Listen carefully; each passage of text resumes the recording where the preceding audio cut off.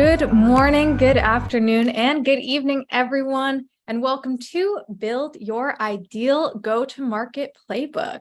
My name is Michelle Eisenberg, and I am a program assistant at the NASDAQ Entrepreneurial Center. And for those of you who may not know, the NASDAQ Center is a nonprofit building a better path for entrepreneurs worldwide by improving inclusion, access, and knowledge in entrepreneurship. So as you will see in the chat in a moment, the NASDAQ Center provides programs, resources, and exceptional mentorship to entrepreneurs across all races, industries, and geographies. So definitely make sure to check out those links and resources in the chat. And then just a couple of housekeeping items before we get started. First, let us know where you are dialing in from in the chat. We always love to connect. And second, we are going to open up for live Q&A at the end of the event. So please make sure to submit your questions for us in that Q&A function at the bottom of your screen throughout the presentation, and we'll try our best to get to all of them. And of course, none of what we do could be possible at the center without all of the amazing support from our sponsors, including NASDAQ, Lehigh University, BMO, Airbnb, KPMG, Wilson Sonsini, Woodruff Sawyer, Microsoft Entrepreneurship for Positive Impact, BPM, and HubSpot for Startups. We are humbled by their contributions and hope you are grateful too. And so before we get started, we always like to launch a couple polls to see how everyone's doing in the room today.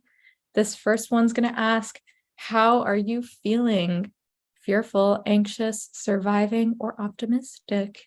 And I'll give it just a few moments for people to submit a response here. Awesome. Thank you. Thank you. I'm going to go ahead and end this poll. Share these results. Looks like optimism is in the lead. We always love to see that, but definitely have some fear, anxiety, and surviving in the audience. So hopefully some of our conversation will help address some of those feelings. I'm going to stop sharing this poll and launch that second poll. What is keeping you up at night? Finance, sales, marketing, scale, pivot, team, or surviving? And this one tells us just a little bit more about your current entrepreneurial needs so that we can continue to provide relevant programming to all of you. Awesome. We got folks from New Jersey, Georgia, California, Maryland, Missouri, London, England, Pennsylvania. Welcome, welcome, everyone. So great to see you all dialing in. Going to go ahead and end this poll, share these results. All right, looks like finance coming up in the lead, marketing and sales coming up close behind, but we got needs all across the board. So thank you for participating in these polls. I'm going to stop sharing this one. And without any further delay, please join me in giving the warmest welcome to our two special guests, Ben Salzman, SVP of GTM Strategy and ZI Labs at ZoomInfo, and Millie Beetham, Director of Go-to-Market Strategy and ZoomInfo Labs. Ben, Millie, it is such a pleasure to have you both joining us today, and I'm super excited for this. I'm going to pass it right over to you. Awesome. Thank you so much for having us. We're really excited to be here. I'm going to go ahead and share screens and get this up there. And Anna and Michelle, tell me if this is not working perfectly. Can you see that? Looks good. Okay, awesome. Millie, why don't you start us off? Yeah, hi everyone. Thanks for having me. I'm Millie Beetham. I'm our Director of ZI Labs and Go-to-Market Innovation here at ZoomInfo. And for the last about 10 years of my career now, I have really been talking and sharing my knowledge around how to scale go-to-market playbooks. So super excited. This is very much my sort of bread and butter type of content. So thanks again for having me. Awesome. And I'm Ben. I work with Millie to run ZI Labs, and ZI Labs we think of as sort of the go-to-market innovation engine for both ZoomInfo internally as well as our customers. So really excited to talk through all things go-to-market.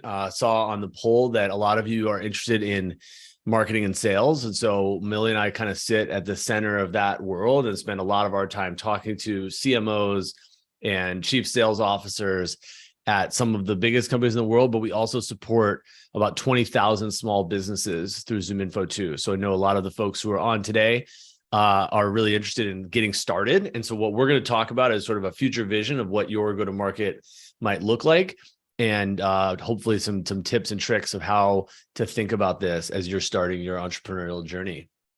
So what I'll do first is I want to talk a little bit about what modern go-to-market looks like. And so again, we can help you learn from some of the best companies in the world. We spend a lot of our time with companies like Google and Facebook and Stripe, and some of the world's leading companies.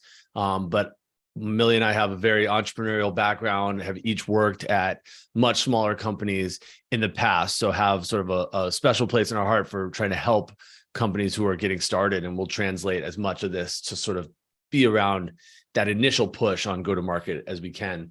So the three ways that we would recommend companies think about go-to-market at the early stages are: one, to think about that data foundation of unlocking insights about your customers. Ultimately, no matter what your product or service does, helping to have a very specific point of view in a company specific way of here's how that customer or potential customer should think about you, and using data to drive those insights is really powerful. So understanding who the companies are, what kind of business that they're in, who the people are at that company, how they use technology today, those are all really important data foundation things so that you can go to market in a really targeted way.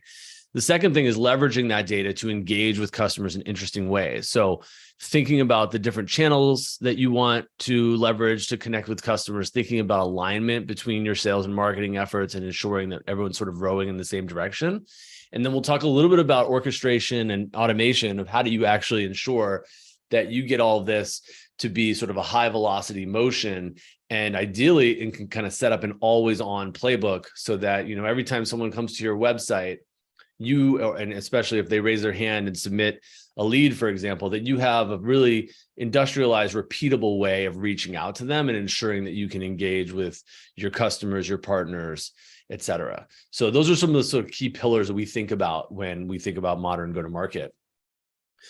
What we find is when we talk to companies early on in their journey, it usually starts with sort of data in different places, right? Sometimes it's lists that you've gotten from a friend or a partner, or maybe from someone like ZoomInfo. It could be from LinkedIn. It could be from a public data source of any type. And we find that often people really start out by thinking about, how do I really optimize a single channel to go and engage with customers or partners to start? And so often that channel is going to be email. Email is still, after all of these years, sort of like the primary way to reach out to someone in a cold way, without having to spend a lot of money. Clearly, you can do advertising and content and events and all kinds of syndication of content, et cetera. But a lot of those are much more expensive. So often people will start out by, simply messaging people, emailing, LinkedIn messages, initial phone calls possibly, but sort of do it in a fragmented way. What we would advocate is, as you're thinking about building your business, and a lot of this is things that you all will get to maybe, a year, 2 years, or 3 years down the line as you scale up, is the first real big step is getting to a centralized data model where you have a centralized view on who are all the companies that you want to go out and connect with. What do you know about each one of those companies? Who works at those companies? What types of personas are you selling to? What is in their tech stack, if that's relevant? What are the things that are changing inside of their companies? And so having a centralized view on that really creates a lot of leverage and a lot of advantages to be able to, in a consistent way, say, these are the types of companies we care about. Here's where we're already being successful and how can we do better? And over time, you want to get that to be sort of like an automated motion. That means that if someone's on your pricing page, you can set up an industrialized way to say, every time someone's on the pricing page, we want to serve them an ad and send them an email and send a Slack notification to our sales rep that they should engage, and to do that across channels. So again, you might start with email or one channel, but over time, having a very coordinated and orchestrated effort around rowing in the same direction across all these channels is really powerful concept. So let's talk about sort of learnings that we've come across as we've looked at the companies that do this the best, and some of the folks who've inspired us along the way. We spend a lot of time with Stripe over the years and watching them build their business. And one of the quotes that really stuck with Millie and I as we worked with Stripe was they really felt, this is for sort of 5 or 6 years ago, that they couldn't scale unless they took 2 steps back and really solved the data problem first. So when they say they set off to build the data universe, a lot of you may not get to this until a little bit later in your journey, but sort of thinking about solving the data problem up front as opposed to hiring and scaling to lots of salespeople and then trying to solve the data problem later. What that tends to produce is sort of like you hire 10 sales reps, there's 10 different versions of how they think about building an audience, 10 different versions of how they think about segmentation, 10 different versions of the content. If you can go out and sort of really figure out who are all the companies or partners or organizations we care about, how do we get them all in one place? How do we look at the data against, other folks in that same sample set? You can get to a much more unified and sort of centralized view of like, here's everyone that's out there. Here are the ones we're going to go after first. So that's the first sort of tip, is get all the data in one place, even if it's sort of like 100 or 200 companies that you're going after first, having that in like even a spreadsheet, ideally in CRM or something else, but a centralized view on like, here are the universe of companies, partners, people we care about. That's sort of thing one. Bain does a lot of work with us around helping some of our customers to stand up what they, what we would call go-to-market plays teams. And they've done a lot of work on this and a lot of research that shows that the best companies are often sourcing more than half of their pipeline from these centrally designed plays. So, you sort of get all the data in one place, and then we'll get into the definitions on a lot of this around go-to-market plays. But the idea is to sort of like have a consistent motion that is centrally designed, centrally managed, that you can then get out to the entire sales and marketing team, as opposed to having a fragmented or sort of like different approaches to engaging with customers. And then the third thing is, and I always thought this is a really funny quote. I was sitting next to Kevin at dinner one time, and Kevin used to be the demand gen person at a company called Segment, and then later at Retool. And these are, 2 very, very hot companies in Silicon Valley. And he sort of said to the audience, converting customers is all about timing, targeting, and content. And it's in that order, and don't try to bend the laws of go-to-market.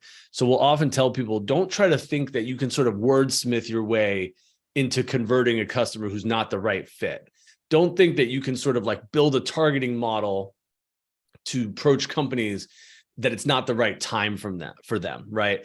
First, try to find companies where you find them at the right time. And then within the folks who it's the right time for them, right vertical, right employee size, right region, and then worry about the content. So timing is just such an important element of go-to-market. If you can figure out ways to understand which customers are in market and which customers are really right for your product or service right now, that is the most important factor, right? Like you could have the most perfect audience in the world and the most perfect content in the world, and if they just bought your competitor or they are about to run out of money or what have you, it won't matter, right? You can have the most perfect plan, but timing matters a lot. So we'll talk a little bit about that too.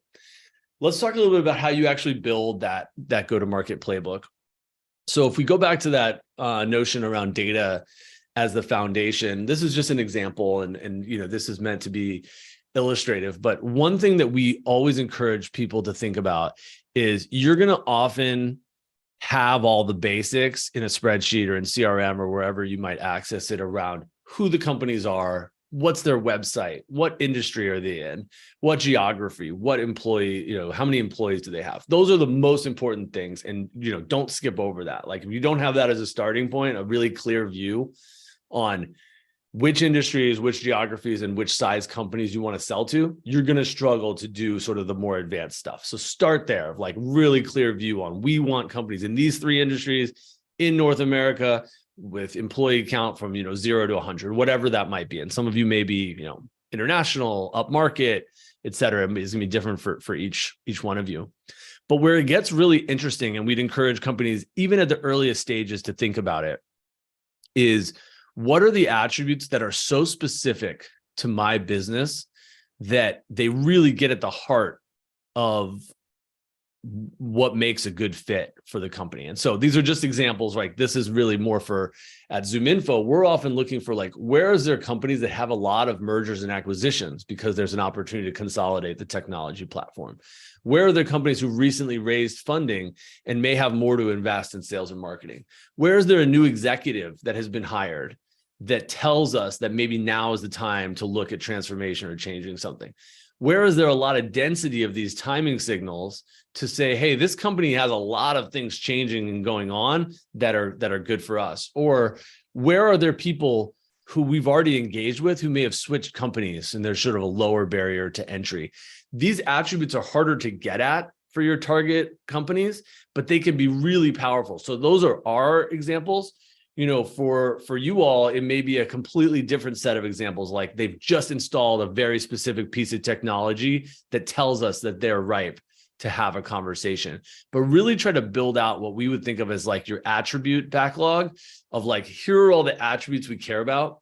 And even if you don't have a clear view on how you get attributes like this, having them in mind is such a powerful concept from the beginning, because even if you have to go chase them down one by one on the web, these specific kind of computed traits or custom attributes can often unlock real relevance, where you can reach out and say, hey, I noticed this really specific thing, right? And I want to connect with you about my product or service.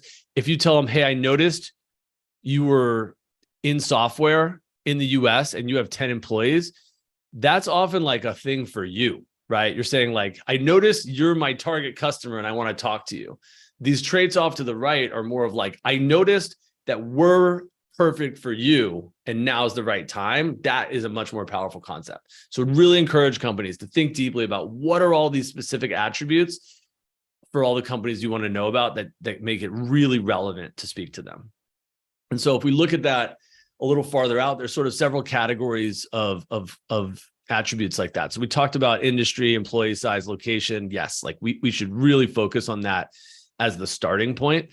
Where it gets a little more interesting is if you can look into things like, what are the specific pieces of technology that this company uses, which you can often use as a proxy for like, what stage are they at? What types of problems do they have? Where are they investing? So if you know a company has Salesforce, that's an interesting piece of data because it shows that they're willing to spend real money on an enterprise CRM. If you know that they have HubSpot or they have Zoho or something else, it tells you something different, that maybe they're a little farther down market. Same thing on the people side, right? Getting all the people data in one place and saying, okay, here's the mix of titles at this company. You know, here's my ability to contact that company, right? There's a lot of really rich people data that you can get into one place. And then the signals is a little tougher, but really important to sort of have a sense for like, what types of behaviors or activities is this company showing that makes us think now is the right time to engage. So when we say signals, those are often more temporal or things that change about a company. Like, have they been on your website? Are they researching particular topics? Have they hired someone? Do they have a job posting maybe that they've recently put up? All of these really important things that help to inform the time of your go-to-market.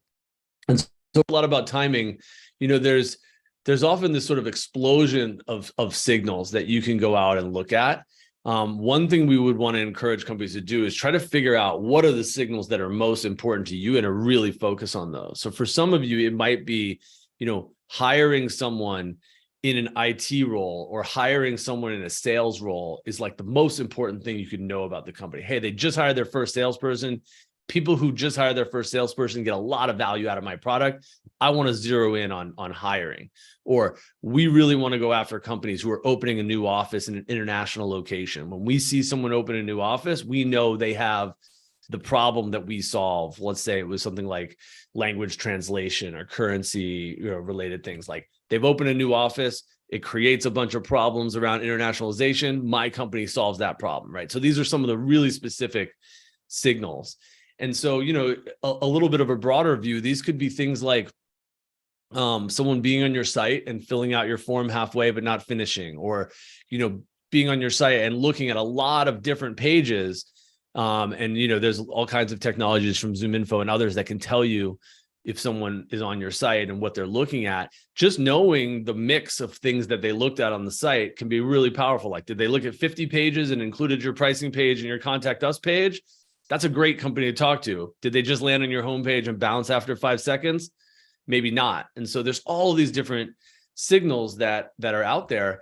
And so what we want to help do on the back half of this presentation, and what Millie is going to walk through, is how do you figure out what you actually want to do with all those signals every time the thing happens. So again, this is just representative. This is meant to just be an illustration of the types of things you can do. But hey, every time someone's on our pricing page, I want to make sure I create a record in CRM.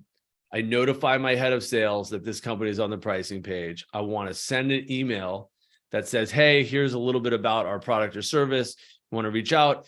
If you have real budget and you're starting to invest in ads, maybe you start to qualify that company for display ads or for search ads, et cetera. And then maybe even inform the chatbot to say, okay, when one of these 100 companies that we really care about is on our site, we're going to have a really specific thing to say in the chatbot. Like, hey, I saw you looking at our site. Here's how we can help you. So again, it's having sort of this recipe almost of something changes in the world. Here's all the steps we're going to take to address that change or to reach out knowing it's the right timing.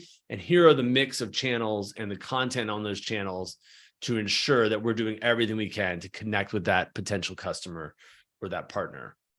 One idea for you all, and this takes some heavy lifting in certain cases, depends on what stage you're at, is try to take a look back at over a given period of time, let's say 90 days or what have you. Where is there real density around these signals? And how do I think about taking that density, or, hey, there's a lot of job changes at these 1,000 accounts that I care about. The job change feels like it could be a play that I run in the future. So the idea is to sort of take a look back. It's almost like you're sort of rewinding the clock, or like playing back the video to say, like, what's happening in my market that will allow me to get a sense or a proxy for what kinds of industrialized, repeatable motions I want to create in the future. So this is really more of just a framework of just trying to think back. Like, you can often go and look on LinkedIn or ZoomInfo or other places to say, this is a signal I care about. How prevalent is it for a given set of accounts that I care about? And should I set up a repeatable, scalable motion around that thing, right? So I would recommend that everyone sort of tries to figure out what is the main signal, like what is the main change that happens at a company, and trying to look at how prevalent that change is, and really just focus on setting up an industrialized play for that change first, right? So Millie's going to talk a lot about how we'll get into that. Yeah. Awesome. Thank you, Ben. And so, like Ben said, I think, he's talked a ton about, right, all of these inputs, right? You've got to build out the foundation of the data. And now, you're probably asking, well, how do I action it? How do I build the playbook? What's the next step to actually start to engage in action, take action on these signals? And how do you sort of orchestrate all of it together so it becomes, a revenue engine for you as you scale? So Ben had mentioned there's sort of like, I have sort of like a 1, 2, 3 in terms of just getting started. And then I'm going to dive into sort of ZoomInfo as a case study and kind of talk about how we built out our go-to-market playbook. So on this slide, Ben had talked about before how Bain, is sort of touting this concept that a go-to-market play expert at a company is a really great indicator of that company doing really well in the market right now. And so you all are sort of at an advantage here, because I'm working with a ton of enterprise companies who have, very established, departments and functions, et cetera. And they're having to sort of reorg or restructure to think about how they actually build out this function.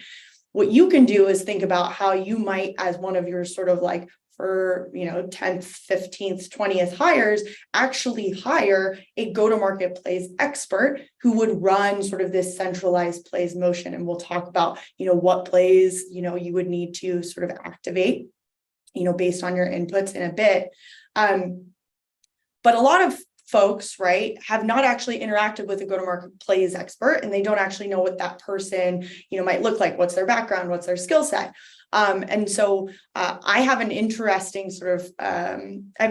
background and sort of story and context here. Is I was actually the first go-to-market plays expert hire at ZoomInfo. And my job, now is just talk about that with you all sort of externally. But when I was running our plays internally, my job was to run a centralized function. So I had a team called our go-to-market plays team. And I had a bunch of plays experts on those teams who were aligned to different revenue goals. And we actually ran automated plays, emails, calls, ads. We added ads and sort of chat as channels later, but we ran these on behalf of our sellers, on behalf of the marketers. And it really what it enables is sellers to really operate more efficiently, and then marketers to operate with less wasted ad spend, because a lot of the work that the plays teams are doing specifically on the marketing side is managing audiences, managing those data inputs, and making sure that the personas definitions and the audience definitions are consistent and match where the market is at any point in time. And so, step one is think about maybe resourcing this function. And as you scale, how you might grow that team, or how that team will interact with your greater sales and marketing teams. Ben, you can go to the next slide. And so we're talking about, sort of 3 key elements of starting to build out your playbook here, right? The second, from the actual sort of build and execution perspective, is you need to define what a play is, right? And I think one of the things that Ben and I've seen is there are many, many definitions across the market. And so we've tried to really synthesize all of those into this one sort of key definition of what a play is. And so a play is a repeatable process that's driven by a specific signal. We talked about timing, targeting, and content in that order, right? And that tells you really how to kick off the play. That trigger tells you how to kick off the play. And then there's a recipe that gives you sort of the set of steps to actually go ahead and execute that play and actions across your different systems. That recipe, or the systems involved with that recipe, might change over time as you're scaling up and bringing on new tools into your tool stack. And then a play always leads to engaging with a customer on one or more channels, and ideally, like we talked about at the beginning, at some point across all channels, right, that are relevant to you. You can go to the next slide, Ben. And then 3, right, this is for the purposes, again, of illustrating sort of what this might look like from a vision perspective.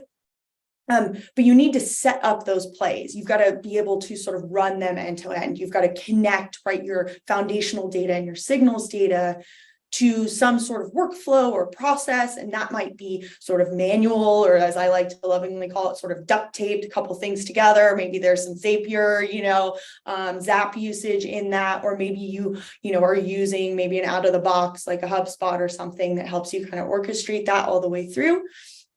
And then you're using those workflows to flow out, right, the messaging across those different channels, and using the data inputs on the front end to really make sure that that messaging is highly relevant to whatever is going on at that company and whatever is relevant to that person that you're connecting with at that company across the different channels. So Ben mentioned this before, but like when someone hits your pricing page, you probably want to go and find all the people right at that company that are relevant personas to you.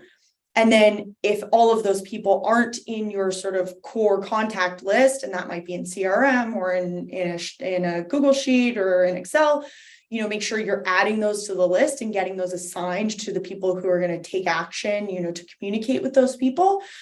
And then you can start to either build that out as a list for your advertising, or you're building that into maybe an email automation tool, or you're setting that up as a dial list for a BDR or SDR. Then you can go to the next slide. So I mentioned that we were going to look at sort of ZoomInfo as a case study, and I totally understand we are a large enterprise, but you can go to the next slide, Ben. This is our playbook, our go-to-market playbook today. But I want to break this down because it didn't always look like this. And I can speak from example here because I was a part of building this out over the last 3 to 4 years. We started with acquisition because our number one goal when we started to build out sort of all of our playbooks and really think about modernizing our go-to-market, our goal at the time was net new logo acquisition. As I'm sure as you're starting to scale, you're thinking about bringing on new customers. So the beauty of sort of thinking about playbooks in this way, or sort of seeing them categorized in this way, is you can start to think, yes, okay, my goal right now, right, is acquiring new logos. I'm trying to sell, right, my first deals or my, next set of customers, and just chunk out, right, as an example here, all those plays under acquisition. Oh, okay, that's interesting. I, hadn't thought about maybe doing a prior engagement campaign, with people that I've like previously talked to, or, I hadn't thought about that when there's a new hire and that new hire is the persona that I really care about, that I should, go ahead and be building sort of a play around that. But what's incredible, right, is if you think about, in the years ahead and you actually building this out over time, it's super important to have an expansive playbook that touches all of your specific revenue goals, because you will have those, right, across the business at some point. And so, like I said, all of these at ZoomInfo today are industrialized. They're repeatable motions. We run them every month at ZoomInfo. So when new folks, companies, and people qualify for these, the motions are running. We have a way to, activate, like I shared before, that sort of workflow vision. And the plays are built and staged and shipped on behalf of our sellers. The sellers don't have to do the work to go ahead and find all of the data and build their own lists and design the content and messaging. We have templates and sequence templates out of the box. We have audiences built that they essentially just, use a label to sort of bring up and then be able to dial through. Then you can go to the next slide. And sort of, again, to sort of cement some of our learnings on this webinar today, right? Like the backbone of those plays is the expansive data foundation that Ben talked about. So, my first step was building this out for ZoomInfo. I needed to go in and figure out exactly what the core attributes data was. I needed to go think about what computed traits I could sort of bring in to make my ICP, more robust. I needed to think about maybe creatively sourcing custom attributes, a fairly advanced concept, but something that is like really critical, right, is bringing first and third party data together. So once sort of I had exhausted all my third party data attributes, I started going into CRM and our sort of product databases and trying to build out sort of where the first and third party data came together so I could build these custom attributes that are really unique to ZoomInfo.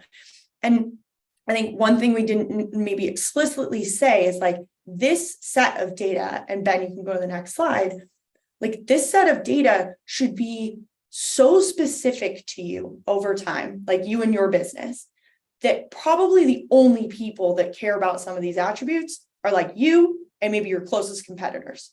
So it's like that specific. So if it's something really general, there, are definitely core attributes that you need, absolutely. But there might be like really nuanced things that like only you care about. Travel companies today, for example, they care about how much travel budget, right, is actually in sort of the expense in your financial statements year over year. And so they care if a company has a lot of travel budget, right, as a line item. That's really, really specific to them.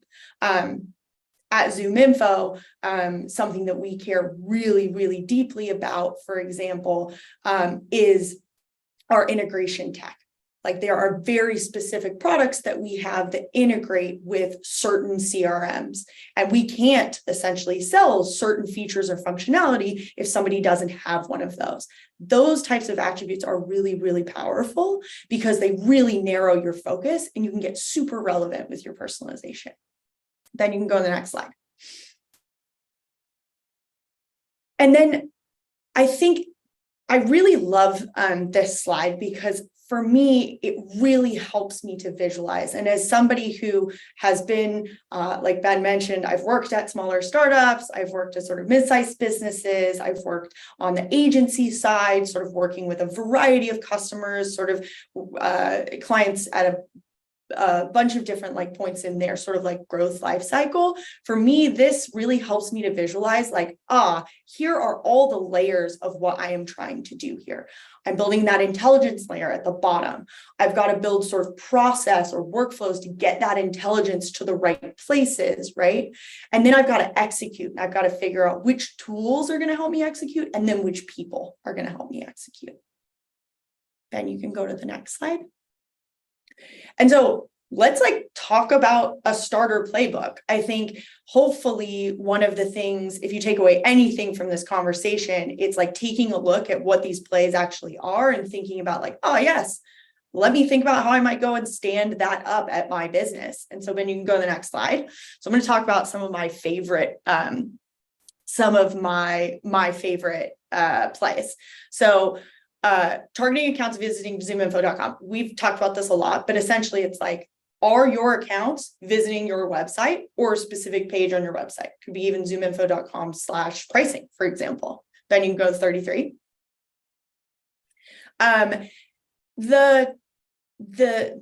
This here, right, is within the construct of sort of ZoomInfo as a play, right? You're sort of seeing our UI, but really the logic is the same no matter what your tech stack might look like today.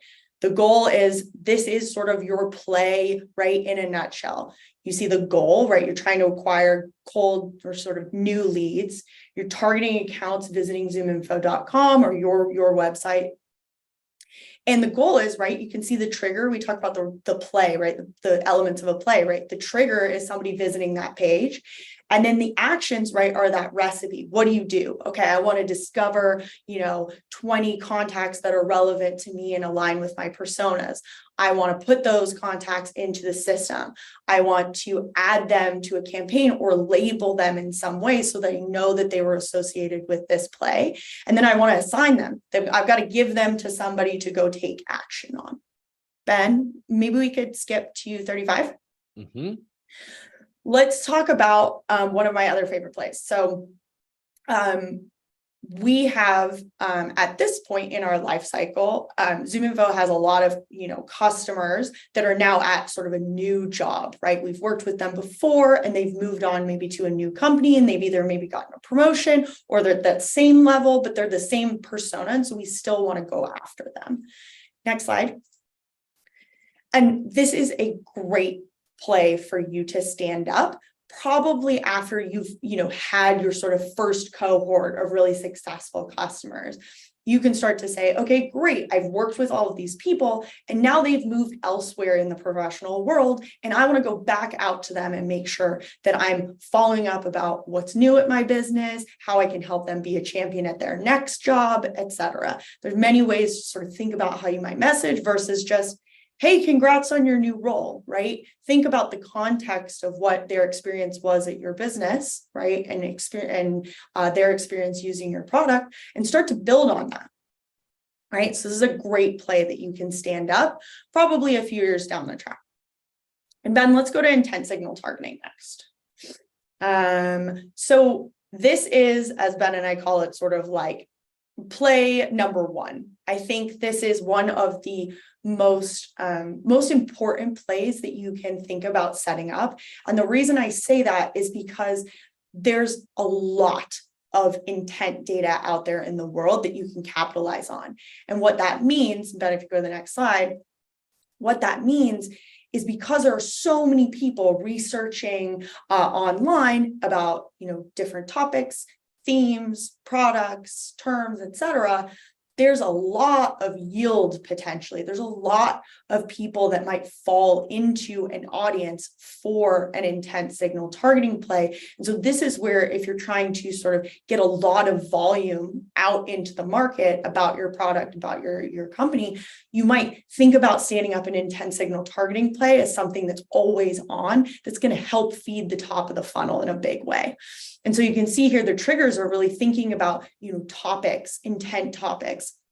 Intent data is prevalent throughout the market. Now it's not just a ZoomInfo thing. There are plenty of businesses that provide intent data, but intent data is basically implied intent, where there are we're seeing signals, right? Our technology is seeing signals of people researching different topics or different themes across the internet, and we're able to say, like, this company, right, is seeing a huge spike for a specific topic. Maybe they're looking at sales automation, or they're looking for prospecting, or they're looking for generative AI tools, right? I'm sure that's a huge one right now.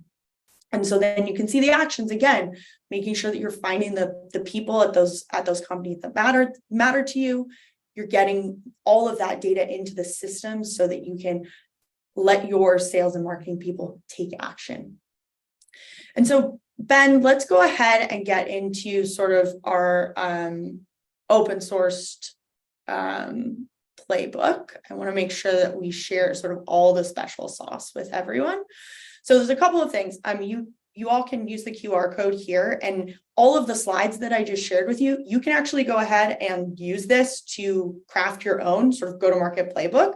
Maybe these slides would be really useful for you to just continue to sort of ideate, right, and brainstorm. Maybe you have an offsite coming up, or sort of a brainstorming meeting with your teams. It's also a way for you to continue to have in your back pocket as you're growing and building, to come back to those plays and sort of bring them into your playbook over time as they make sense. And with that, Ben, I think the next slide, one of the things that's been really important to me is when I started on this sort of go-to-market plays journey, there was no guide. I could go online and I was looking for, well, how do I run these, or what are the recipes, and where do I start, etc. And there was no resource. And so one of the things that Ben and I've done over the last year is we've taken all of the recipes that we've built around our go-to-market plays here at ZoomInfo. We've actually turned those external and open sourced all of those to the market. So if you go to zoominfo.com/plays, I narrate some fun videos, but also for each play, of which they are categorized by sales stage and difficulty level and the channels, etc. You can actually go in and it will tell you, here's what this play is about, here's how you run it, here's the trigger, here are the actions you should think about. And then there's some examples of, like, this is maybe what your ad copy might look like. This is what your email message might look like. This is what, if you fed some details into ChatGPT, the email might look like if you sort of spit that out. And it will also kind of guide you along thinking about what that workflow or that process should look like, whether you're using that in a ZoomInfo product or many, many others. It's thinking about sort of that natural language sort of workflow direction that you can say, do this, then that, then this. And so, Ben, maybe we can go to the next slide. I know there's a QR code for folks if they want to quickly jump to zoominfo.com/plays. You can also do that there, or go to that site. And then we'll finish up with, Ben, you can go to the next one. Let's finish up with sort of like, what do you do now, right? We've sort of thrown a ton of new concepts at you all. We've given you a bunch of resources. There's a lot to munch through. So I would recommend that these are sort of the three things that you do next.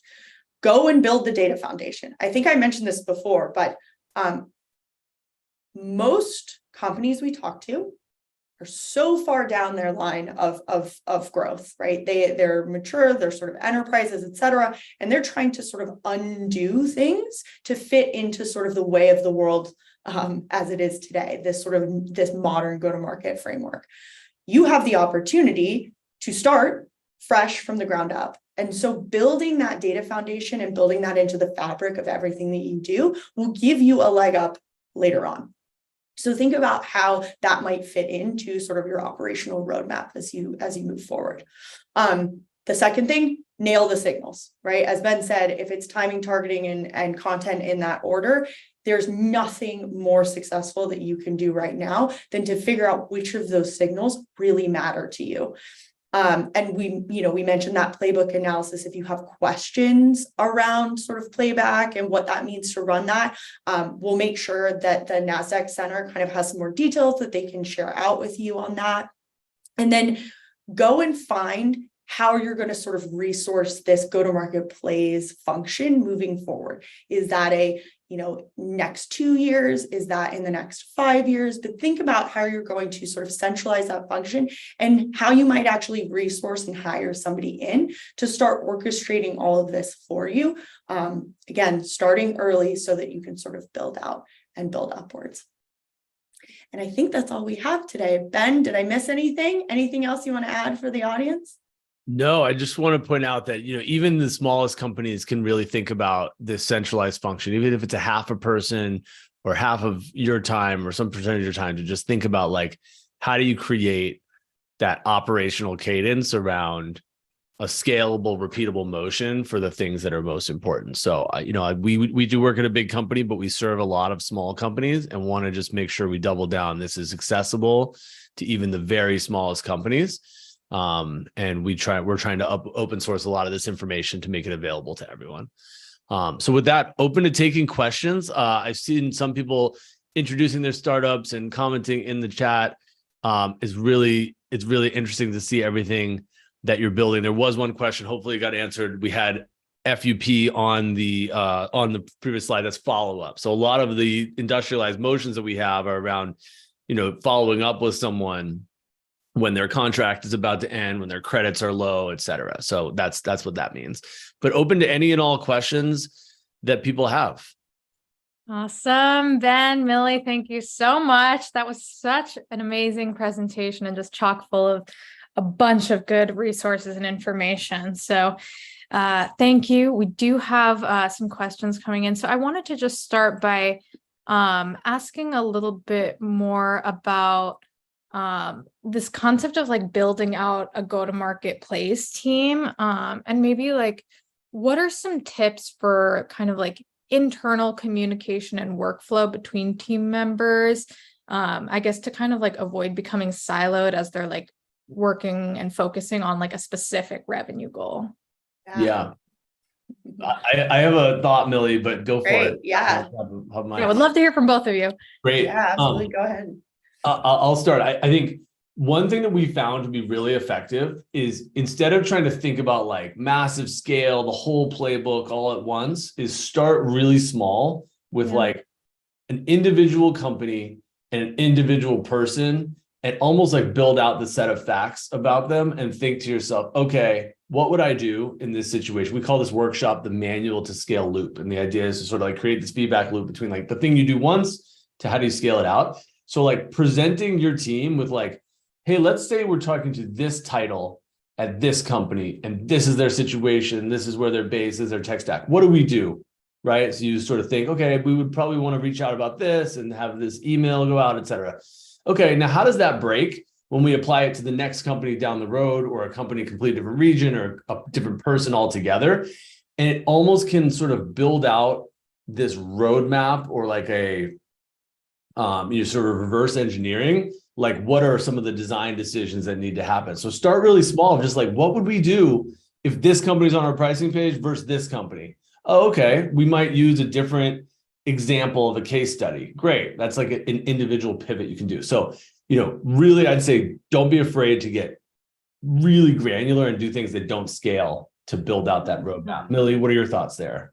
Yeah, no, I was just going to say the sort of like one next step up from that is then you'll have, that example everybody will sort of agree on, right? Like if you put it in front of sort of a committee, if you bring in, your head of marketing or sales, CEO, et cetera, maybe it's just your founder group, et cetera, like have all the folks, right? All those leaders in the conversation. And if you all can get to an agreement on like, yes, this is the right targeting, this is the right messaging, then when you go to scale that, nobody can kind of come back in and say, oh, well, that's not right, or I didn't agree to that. Like you've all kind of come to this conclusion, like, yes, this is the hypothesis. This is what we're going to test. We're going to sort of scale it up and try it. Love that. I love that. And Millie, sometimes Millie and I would call that like the IKEA effect. Is like when you build something for yourself, you tend to value it more than if you buy it yourself. And so having the team feel like they had real input in designing the playbook, then it's not a top-down thing where your CEO saying, here's what we're doing, and saying, hey, We're just taking the best of what you all are already doing and trying to make it work in a repeatable way. Totally. I love that. And I love that the idea of like the IKEA effect. So true. And just the idea of starting small and taking it one step at a time, and building out that roadmap. Super important to kind of like think about those future decisions that you'd have to make potentially. So kind of thinking on the other side of that, we have a bunch of entrepreneurs in the audience who are currently kind of like operating as a solopreneur. So can you maybe talk more about how to kind of manage all of this data and make sure that you're staying up to date on like the happenings with all of these like kind of relevant like potential customers on your list to ensure those timely conversations if you're kind of like the only person managing the whole operation? Yeah. I have a perspective on that, Ben. Go for it, Millie. I was gonna say, I have actually quite a few solopreneur and sort of small business owner friends, and so we have this same conversation. What we always talk about is time boxing this. It's a really important piece of what you're building, but find sort of the couple of hours of your week that you're going to dedicate to keeping sort of the build going around this. Okay. And that's enough, right? Rome wasn't built in a day. Start with that couple of hours and stay really true to putting in the time on that, right? Mm-hmm. And then reach out to essentially the part of, the work during sort of those 2 or 3 hour time blocks is reaching out to some of the market leaders like ZoomInfo, like HubSpot, like Salesforce, and then, the myriad data providers and actually finding where their resources are, NASDAQ as well, like where are their resources, right? That they'll offer for free. Like there's lots of sort of free and easy to sort of get resources or support, right? One-on-one support that people will offer if you just sort of ask and reach out through the right channels. And I think in those cases, right, you'll have a lot of resources then sort of pulled from different places that are sort of coming to you, and you can start to sort of munch through those during those time blocks week over week. Love that. Yeah. I think the only thing I would add is, there are all kinds of, whether it's offshore or services or things to spin up, by the hour contractors to help fill the gap. Like if I was just getting started, there are services offshore for $5, $6, $7 an hour to help you build lists, right? Like if you're not ready to invest in a data tool like ZoomInfo, start small with an outsourcer. The other thing is, and this is like, probably going to be obvious to a lot of folks, but maybe not to some, is like AI is really good at some of these initial things. Like if you ask it, hey, how do I get started? Build me a list of X, build me a table of Y. Mm-hmm. It will do that in a lot of cases. So I'd say your first stop is often ChatGPT to just have a conversation around like, how would you get started? Like, it's amazing how accurate some of the answers are.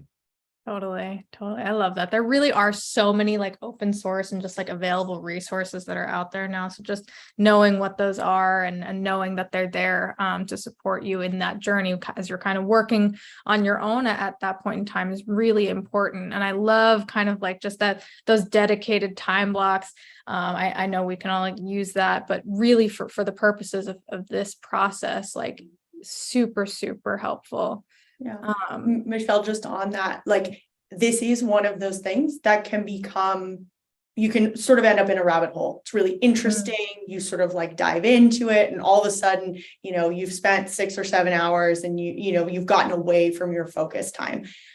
It's so important, right? To say, again, I'm going to make incremental progress on it each week so that when I get to 6 months or a year in, you've made significant progress. It does not have to be a project that you do in 1 week and sort of put aside. Yeah. Incremental is almost better. Yeah. Really, really thinking about like the long-term outcome versus just trying to get it done as fast as possible. I love that. I think we have time for one more question. And I wanted to just quickly dive a little bit more into like the integration of automation tools and like how, like using external, like various external automation tools versus like ones that could be like directly integrated into your like centralized data system, like a CRM. How does that impact the way your plays kind of work out and how you can kind of reach those specific revenue goals that you've set. Yeah, I'll start. Millie, I'd love to hear your thoughts too. I think the first thing is like we've sort of laid out this vision of automating everything across channels, et cetera. That's for later. A lot of it is just to run the plays, even if it's super manual step to step, right? Yeah. So I'd say like if you have easy access to automation tools and want to invest in them, that's awesome. But you also can just do like, it's like running the play in and of itself is the main thing. How you run the play is the detail, but I would say like get that motion down and you'll actually, to Millie's point, you'll learn a lot from doing it by yourself, like turning the gear every time. So don't be afraid to like, I see someone on my pricing page. I'm going to go to LinkedIn. I'm going to look up who all the available people are. I'm going to type out the email. I'm going to press send. Like I almost feel like you can't automate unless you've actually done it hand manage it first. So that's one thought. Millie, what are your thoughts there? Yeah, no, I was going to say the same thing. I think, when we first started at ZoomInfo, it was like, take all of the accounts where we had a meeting in the last 90 days that was not a successful meeting because of timing, right? And we had some data around that, fine. It was put it in a Google sheet, right? Clean it up manually, make sure all first names and the data and everything looked good, right? And then it was literally, all right, like, let's craft the message. And then it was, let's send the 100 and see how it goes. Yeah. Let's send 200, see how it goes. It was load the list into LinkedIn and actually craft the ad campaign. It was very, very manual. And you can learn a lot, like Ben said, not just you and sort of your skill set or your team's skill set, but also you'll learn a lot by sending 10 or 15 or 20 or even 50 versus one. So I think like that's sort of the key unlock here is like, can you start to build a play that's a little bit more repeatable, but lower your expectation of scale? Yeah. Right. 20 sends, you'll learn a ton. You'll get a variety of different responses or complete crickets, and you'll go, okay, I've got to make a change. Mm-hmm. Mm-hmm. Yeah. And I think that just goes to show that like, even like you can derive value even from those like small sets of data. And again, over time, like if with that consistency, you will kind of gather more information and kind of feel like you have a more diverse set of data with really a lot of insights that are going to support your strategy. So I love that. Ben, Millie, this has been such a pleasure. If you each had kind of just one key takeaway or piece of wisdom that you wanted to leave with the audience, what would that be? And I'll start with you, Millie. Don't be afraid to hit send. Love it. Yeah, like getting started in any, like, yeah, just getting started. I think my tip for everyone is really, really, get feedback from your customers about what works. Often we sort of live in our own walls of like, here's what I think, and you're sort of ideating. Like I would, if I had a great conversation with a customer at the end, hey, I have 3 minutes. What's the best way to reach someone like you? What are the communities where you live in? Do you answer cold email? Do you look at ads? Like sometimes I think people think, oh, I'm exposing that like I don't have all the answers if I ask my customers what to do. It's the exact opposite. Like your customers are the ones who will tell you what to do, how to reach them, how to think about it. And they'll probably love to be asked. People love to give advice, take it from your customers. They're the ones that you want to, they're the ones that you want to reach and impact anyway. So yeah, don't be afraid to literally ask your customers, what should my go-to-market strategy look like, given you're the buyer? Like ask them. Yeah, no, I love it. Ben, Millie, thank you both so much for joining us today and just providing such a fantastic overview of the ideal go-to-market playbook. And on behalf of the NASDAQ Entrepreneurial Center and just everyone here today, we're super thankful that you joined us. And thanks for having us. And to our audience, we would love for you to join us again for upcoming webinars, which you can view by using those links that are going to be posted in the chat. And thank you all so much for joining us today. We look forward to welcoming you back online with us soon.